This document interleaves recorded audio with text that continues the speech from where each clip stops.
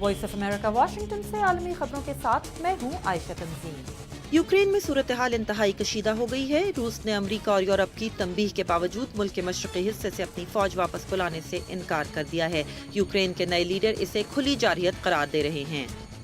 چینی حکام نے جنوب مغربی چین میں ایک ٹرین اسٹیشن پر مہلک حملے کی ذمہ داری علیحدگی پسندوں پر ڈالی ہے۔ چاقو سے کیے گئے اس حملے میں 30 کے قریب لوگ ہلاک اور 100 سے زائد زخمی ہو گئے ہیں۔ ہانگ کانگ میں ہزاروں لوگ اتوار کو میڈیا کی آزادی کے حق میں سڑکوں پر نکل آئے۔ یہ مظاہرے ایک معروف مدیر پر نامعلوم افراد کے حملے کے خلاف کیے گئے تھے۔